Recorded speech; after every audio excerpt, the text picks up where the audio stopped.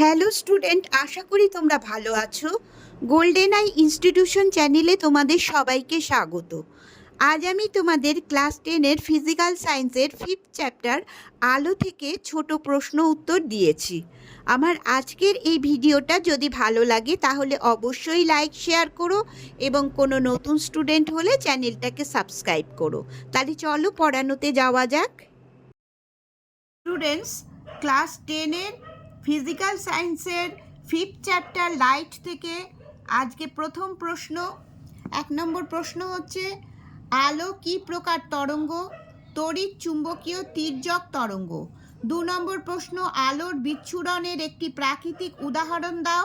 রামধনু। 3, দৃশ্যমান আলোর তরঙ্গ দৈর্ঘ্য কত? প্রায় 4000 আর্মস্ট্রং থেকে 8000 আর্মস্ট্রং।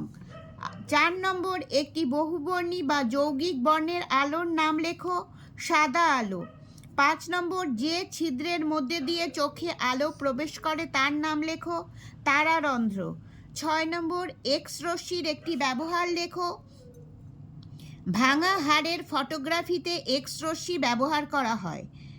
গামা রশ্মির একটি ব্যবহার লেখো। রেডিওথেরাপিতে গামা রশ্মি ব্যবহার করা হয়।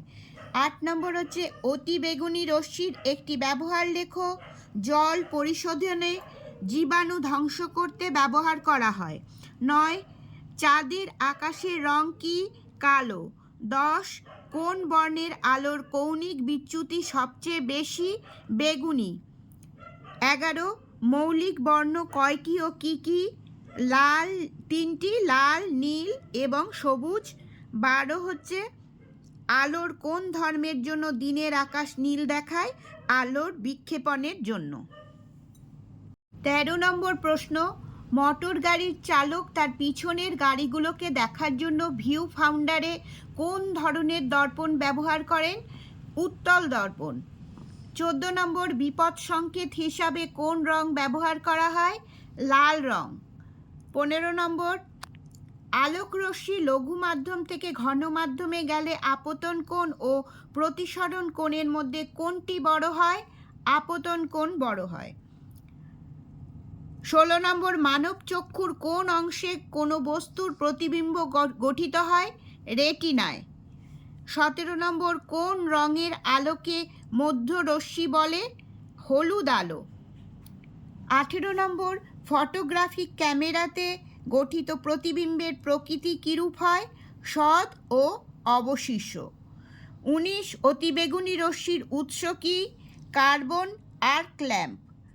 20, মানুষের চক্ষু লেন্সের ফোকাস দৈর্ঘ্য বাড়ানো কমানোর ক্ষমতাকে কি বলে? উপযোজন। 21, সৌরচুল্লিতে কোন ধরনের দর্পণ ব্যবহার করা হয়? অবতল দর্পণ। 22, তেজস্ক্রিয় পদার্থ থেকে কোন রশ্মি নির্গত হয়? গামা রশ্মি। 23, ফটোগ্রাফিক ক্যামেরায় কোন লেন্স ব্যবহার করা হয়? উত্তল লেন্স। 24 নম্বর প্রশ্ন, শূন্য মাধ্যমে সমস্ত তড়িৎ চুম্বকীয় তরঙ্গের গতিবেগ কত? 3 × 10⁸ মিটার পার সেকেন্ড। এটা মনে রাখবে। 25 নম্বর, পরম প্রতিসরাঙ্ক কাকে বলে? আলোক রশ্মি শূন্য মাধ্যম থেকে এসে অপর কোনো মাধ্যমে প্রতিসৃত হলে শূন্য মাধ্যমের সাপেক্ষে ওই মাধ্যমের প্রতিসরাঙ্ককে পরম প্রতিসরাঙ্ক বলে। 26 নম্বর, শূন্য মাধ্যমে পরম প্রতিসরাঙ্কের মান কত? 1। 27, প্রাপ্তবয়স্ক মানুষের নিকট বিন্দু কত দূরে অবস্থিত? 25 সেন্টিমিটার। 28 নম্বর, দন্ত চিকিৎসকরা কোন ধরনের দর্পণ ব্যবহার করেন? অবতল দর্পণ। 29 নম্বর প্রশ্ন, মোটর গাড়ির হেডলাইটে কোন ধরনের দর্পণ ব্যবহার করা হয়? অধিবৃত্তীয় উত্তল দর্পণ। 30, একটি আলোকরশ্মি কাঁচের ফলকে লম্বভাবে পড়লে প্রতিসরণ কোণের মান কত হয়? 0। 31, স্নেলের সূত্রটি লেখো। দুটি নির্দিষ্ট মাধ্যমে একটি নির্দিষ্ট বর্ণের আলোকরশ্মির প্রতিসরণে আপতন কোণের সাইন সাইন আই, এটা ব্র্যাকেটে লিখবে, এবং প্রতিসরণ কোণের সাইনার অনুপাত সর্বদা ধ্রুবক হয়। এই ধ্রুবককে মিউ দ্বারা প্রকাশ করা হয়। প্রতিসরণের এই দ্বিতীয় সূত্রটিকে স্নেলের সূত্র বলে। সূত্র কিন্তু একদম ঝাড়া মুখস্থ লিখবে, একটা ওয়ার্ডও যেন ছেড়ে যেও না, তাহলে মানে নম্বর পাবে না। 32 নম্বর, স্নেলের সূত্রটির গাণিতিক রূপটি কি? Mu equal to sine i by sine r equal to ধ্রুবক। 33 নম্বর প্রশ্ন, জলের ভিতরে উৎপন্ন বায়ু বুদবুদ অভিসারী না অপসারী লেন্সের মতো আচরণ করে? অপসারী। এটা খুব ইম্পর্টেন্ট প্রশ্ন কিন্তু। 34, কোন লেন্স সর্বদা অসৎ বিম্ব গঠন করে? অবতল লেন্স। 35, হীরক ও কাচের মধ্যে কার প্রতিসরাঙ্ক বেশি? হীরকের। 36 নম্বর প্রশ্ন, সুস্থ একজন ব্যক্তির দূরবিন্দুর দূরত্ব কত? অসীম। 37 নম্বর, একটি ফ্লিন্ট কাচের দণ্ডকে কার্বন ডাই সালফাইড দ্রবণে ডোবালে সেটি অদৃশ্য হয় কেন? এটা হচ্ছে উভয়ের প্রতিসরাঙ্কের মান প্রায় সমান বলে। অনেক সময় এই প্রতিসরাঙ্ক, একটার প্রতিসরাঙ্ক দেওয়া থাকে, আরেকটার প্রতিসরাঙ্ক কত এটা বলে, ডোবালে অদৃশ্য হয়ে গেছে, তাহলে দ্রবণটার প্রতিসরাঙ্ক কত? আর ওটারও উত্তর এটাই লিখবে যে উভয়ের প্রতিসরাঙ্কের মান প্রায় সমান বলে সেটা অদৃশ্য হয়ে গেছে। একটু ঘুরিয়ে দেয় অনেক সময় এই প্রশ্নটা। 38 নম্বর, লাল ফুল সবুজ কাঁচ দিয়ে দেখলে কি রং দেখাবে? কালো রং দেখাবে। 39 নম্বর, প্রতিসরাঙ্কের একক কি? প্রতিসরাঙ্ক এককবিহীন রাশি, এটা মনে রাখবে, প্রতিসরাঙ্ক এককবিহীন রাশি। 40 নম্বর, কোন রশ্মি জীবিত কোষের ডিএনএর গঠন পাল্টে দিতে পারে? গামা রশ্মি। 41, মানুষের চোখ কি ধরনের লেন্স? উভত্তল লেন্স, মানে দুদিকেই উত্তল, উভত্তল লেন্স। 42 নম্বর, কোন ক্ষেত্রে mu equal to sine i by sine r সম্পর্কটি প্রযোজ্য নয়? এটা হচ্ছে লম্ব আপতনের ক্ষেত্রে। এই প্রশ্নটা অনেকবার মাধ্যমিকে এসেছে। 43 নম্বর, টর্চে কোন ধরনের প্রতিফলক থাকে? অধিবৃত্তীয় অবতল দর্পণ।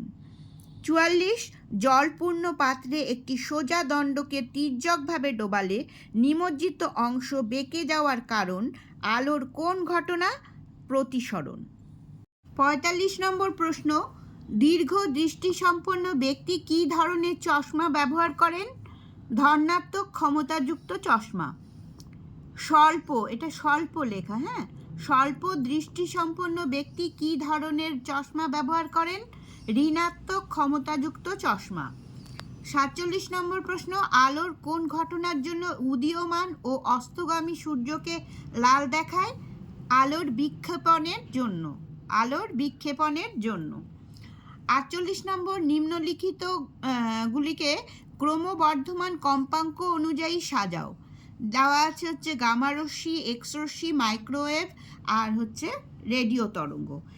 এটার অ্যান্সার হবে রেডিও তরঙ্গ lesser than microwave, microwave lesser than X রশ্মি, এক্স রশ্মি লেসার দেন গামা রশ্মি।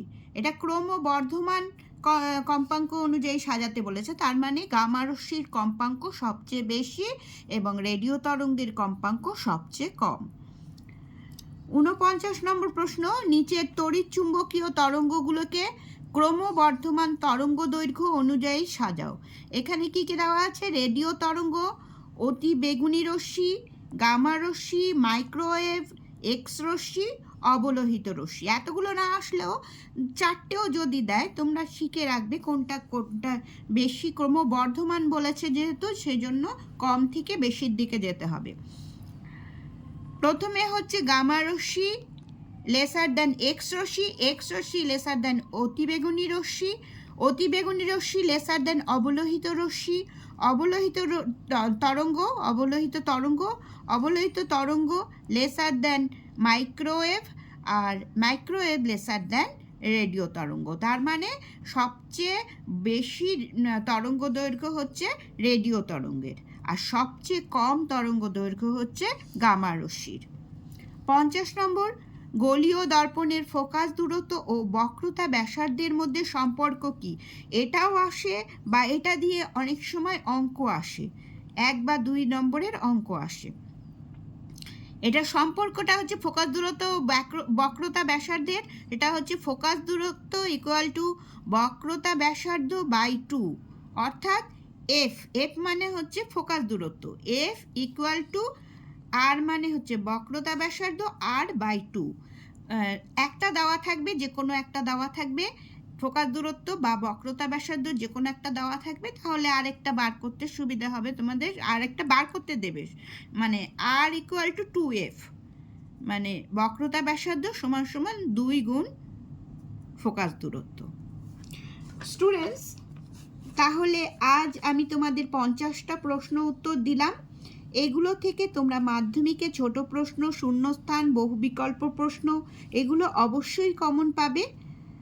সেপ্টেম্বরের 2nd উইক থেকে আমি ভূগোল, ইংলিশ রাইটিং, ইতিহাসের 8 মার্কের প্রশ্ন, তারপরে লাইফ সায়েন্সের সাজেশন দেওয়া শুরু করব।